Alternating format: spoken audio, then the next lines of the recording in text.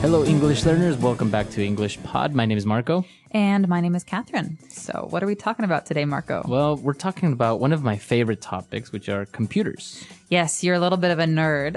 A little bit. I love computers and technology and everything that's related to it. So that's what we're going to be looking at today. Maybe we're buying a new computer. Well, I anticipate learning something from this because there are a lot of those fancy big words that I don't know that have to do with processors and gigo things. So that's going to be coming up in a minute here. But first, let's just jump right in and take a listen to today's dialogue.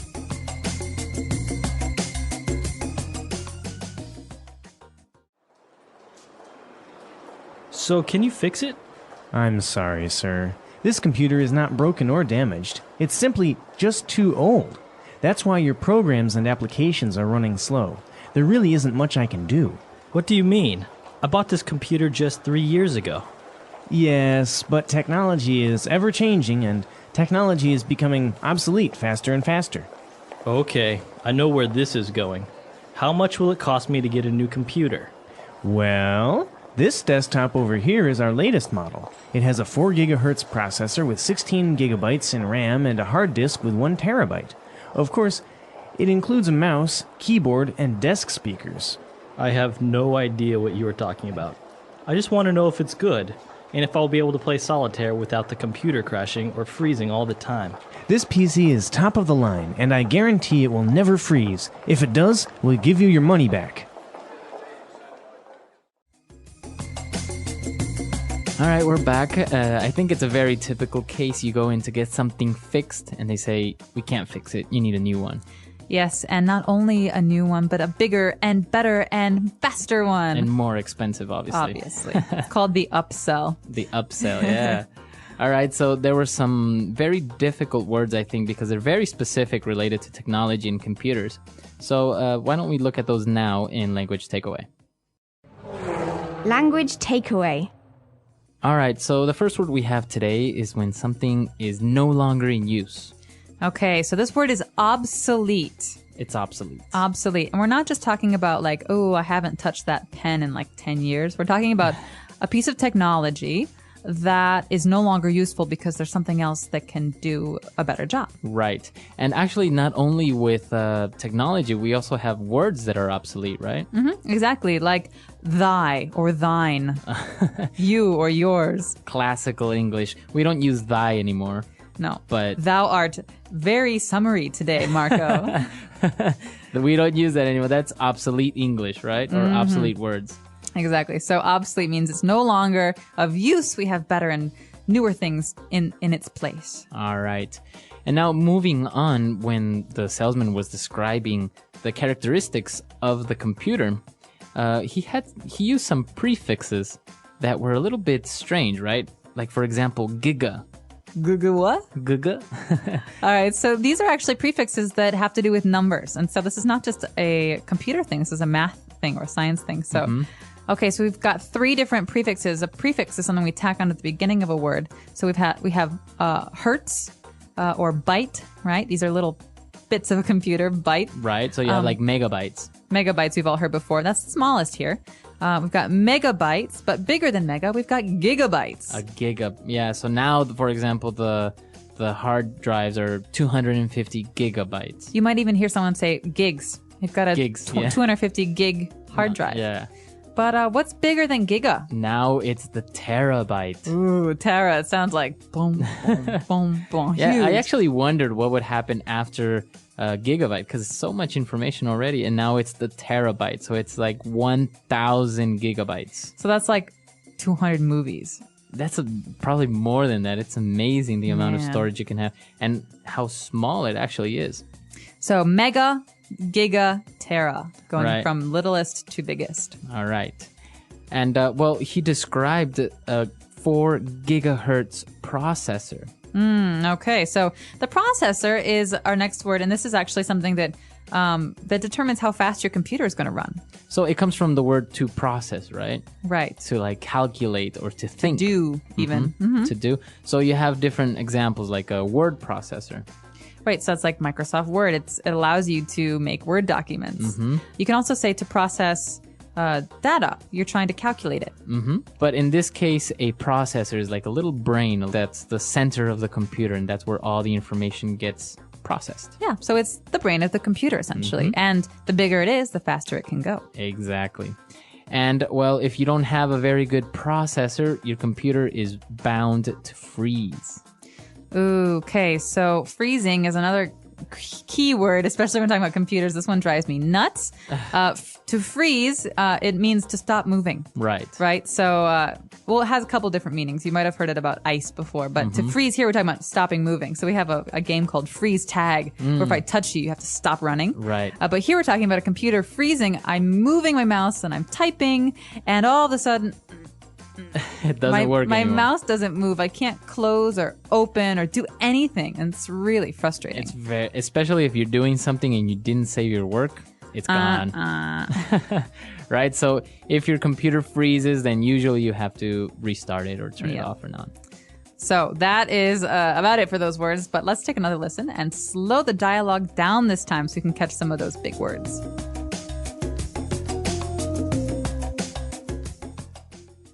So, can you fix it? I'm sorry, sir. This computer is not broken or damaged. It's simply just too old. That's why your programs and applications are running slow. There really isn't much I can do. What do you mean? I bought this computer just 3 years ago. Yes, but technology is ever-changing, and technology is becoming obsolete faster and faster. Okay, I know where this is going. How much will it cost me to get a new computer? Well, this desktop over here is our latest model. It has a 4 gigahertz processor with 16 gigabytes in RAM and a hard disk with 1 terabyte. Of course, it includes a mouse, keyboard, and desk speakers. I have no idea what you are talking about. I just want to know if it's good, and if I'll be able to play solitaire without the computer crashing or freezing all the time. This PC is top of the line, and I guarantee it will never freeze. If it does, we'll give you your money back. Great, so we are back. So now let's jump into today's Fluency Builder. Fluency Builder. All right, so on Fluency Builder, we're going to take a look at 3 different phrases. For example, the salesman was describing technology and said that it's ever-changing. Okay, so this is almost a little poetic line Yeah. here. So ever-changing means always changing. Always. Always changing. And so we can say that the ocean is ever changing. You know, the Right. waves are always changing it. But in this case, he's saying that technology is always changing. It's always progressing into something new. And so Exactly. that is a key selling point for this guy. Right. So this is actually a very interesting word. We can use it like in your example, beyond technology, like the way, like the sea is ever changing. So why don't we listen to a couple of other examples? Example 1. There's always something new in this ever-changing world. Example 2. Times are ever changing, and we must prepare ourselves better every day. Example 3. The flu is an ever-changing virus that continues to claim many lives. All right, we're back. So now we understand the ever-changing. So the man who's trying to buy this computer, or at least get his computer fixed, really starts to get frustrated with the salesman. And he says, okay, I know where this is going. So he hears the sales pitch. He hears this guy trying to loosen him up a little bit. He says, I know where this is going. So what does this mean, this where something is going? So basically, what direction a conversation or a topic or a situation is taking. Okay, so he's saying, I know why you're telling me these Right. things. I know your motive. Or I know what's happening. I know what you're going to say. Okay, so he's essentially saying, I know you're going to try and sell me a computer. Right. All So you can use it in other circumstances, right? For example, a relationship. I don't know where this is going. Right. What is going? Classic breakup line. I just don't think I know where this is going anymore. So in reference to the relationship, right? Yeah, We so- don't know what's happening. Are we serious? Are we maybe going to get married? I don't know anymore.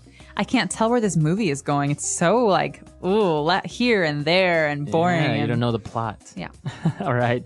So it's a very common phrase, and it sounds very natural when you say it, right? It does. And that's why it's Fluency Builder. It really helps you sound like a more native English speaker when you use these kind of phrases.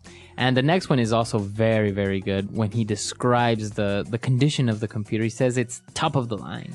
Top of the line. Now, what line we're talking about, I do not know, but this Like is above average line. right. So this is the best of the best. This is the top model or the top computer. And you can definitely imagine a car salesman using this. Yeah. Yes, this BMW is top of the line. It's the best money can buy. Yeah, that's another good one.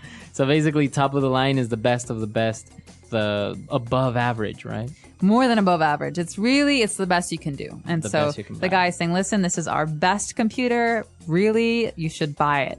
And obviously, top of the line usually costs a lot of money. Yeah, it's usually for something that costs money, right? For things. You wouldn't really use it for a person, right? He's top of the line. No. Top of the line, I think, generally refers to electronics and cars Yeah. or like motorcycles. And so you often hear top of the line stereo, top of the line TV, top of the line car. But you wouldn't say this about food or Yeah. people or art. Yeah, you wouldn't say this painting is top of the line. Nah, no, not about like very unique things. You'd say Right. this about kind of manufactured things. Very good. So we've taken a look at a lot of great phrases. Why don't we listen to our dialogue for the last time, and then we'll come back.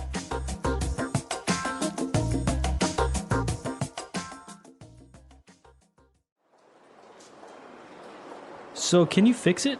I'm sorry, sir. This computer is not broken or damaged. It's simply just too old. That's why your programs and applications are running slow. There really isn't much I can do. What do you mean? I bought this computer just 3 years ago. Yes, but technology is ever changing and technology is becoming obsolete faster and faster. Okay, I know where this is going. How much will it cost me to get a new computer? Well, this desktop over here is our latest model. It has a 4 gigahertz processor with 16 gigabytes in RAM and a hard disk with 1 terabyte. Of course, it includes a mouse, keyboard, and desk speakers. I have no idea what you are talking about. I just want to know if it's good, and if I'll be able to play solitaire without the computer crashing or freezing all the time. This PC is top of the line, and I guarantee it will never freeze. If it does, we'll give you your money back.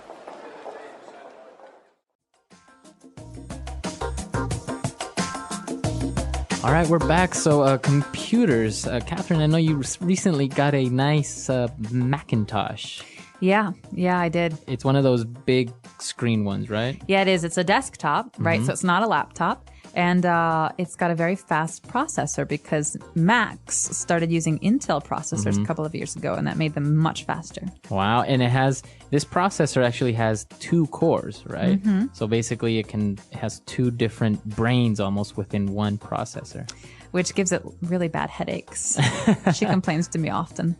Are you a big Mac fan or PC fan? I'm a Mac fan. Really? I've been converted. My roommate in college, my sophomore year, had a Mac, and ever since then, I've really gotten into them. So, Really? yeah, I went Mac and didn't turn back. I still honestly cannot really use a Mac. I get confused. I'm looking for the start button, and I'm looking for where my documents are. It's really hard to change over, right? Yeah. But once you do, you don't want to change back because everything is so much easier on a Mac. Really? But if you're really into PC gaming, then you should probably stick with the PCs because the games just don't really compare on Macs. But I've heard that also Macs don't really suffer from viruses, right? No, they don't, which is great because I always used to get these viruses that would slow down my computer because, you open some email and all of a sudden there's nastiness on your desktop. Well, now I don't really have that problem. And also there's really wonderful photo editing software and video editing software. Right. So everything's just really easy to find and easy to use. What about you, listeners? Do you prefer the Mac? Do you prefer the PC? Or maybe some of our listeners don't really even like computers? Well, let us know either way. We're very curious to hear what you have to say. And of course, writing on our comments section is great practice for your English. Right. So we'll see you guys there. And until next time. Bye, everyone. Bye.